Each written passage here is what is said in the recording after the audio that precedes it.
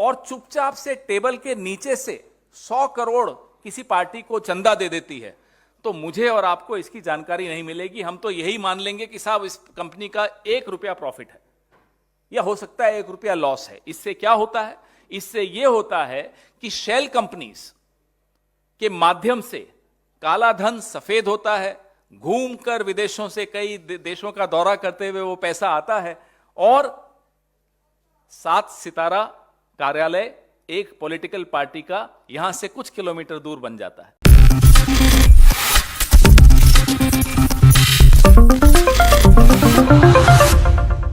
नमस्कार, मैं प्रांशी राठौर और आप देख रहे हैं नेक्स्ट 9 न्यूज।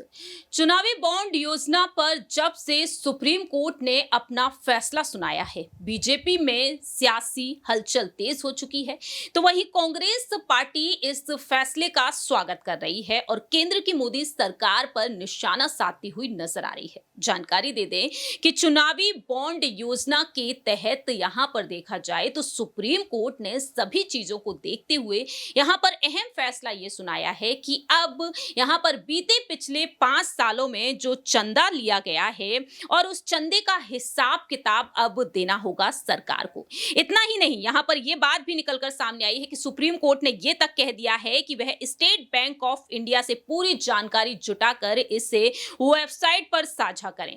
और ऐसे में देखा जाए तो इस बॉन्ड को असंवैधानिक बताते हुए असंवैधानिक करार देते हुए रद्द तक कर दिया गया है। और इसी को देखते हुए कांग्रेस पार्टी भी सवाल उठा रही है। तो कांग्रेस ने यहां पर एक बार फिर से अपनी बात रखी है और मांग कर दी है और साफ तौर पर कह दिया है कि आखिरकार सुप्रीम कोर्ट ने जो फैसला सुनाया है, जो बैन लगा दिया है, तो जनता को पता होना चाहिए कि उसका पैसा कहां जा रहा है। तो सुनिए जरा कांग्रेस प्रवक्ता पवन खेड़ा ने इस मामले में क्या कुछ कहा है। पहले की व्यवस्था में कंपनियों को अपने 3 साल के प्रॉफिट का 7.5% अंश वो राजनीतिक डोनेशंस में दे सकते थे। इलेक्टोरल बॉन्ड स्कीम में यह व्यवस्था हटा दी गई। अब अगर कोई कंपनी किताबों में 1 रुपया प्रॉफिट दिखाती है और चुपचाप से टेबल के नीचे से 100 करोड़ किसी पार्टी को चंदा दे देती है, तो मुझे और आपको इसकी जानकारी नहीं मिलेगी। हम तो यही मान लेंगे कि साहब इस कंपनी का 1 रुपया प्रॉफिट है, या हो सकता है 1 रुपया लॉस है। इससे क्या होता है?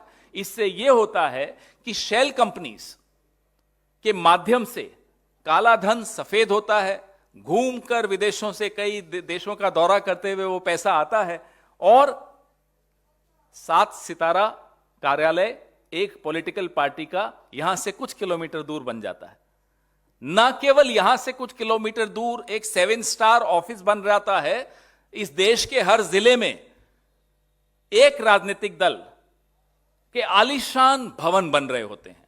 ना केवल एक राजनीतिक दल के आलीशान भवन बन रहे होते हैं, एक अपंजीकृत संगठन के भी भवन बन रहे होते हैं हर जिले में। यह इसका नतीजा निकला।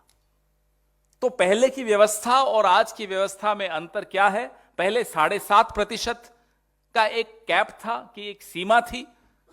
पहले मालूम रहता था कि किसने किसको कितना दिया।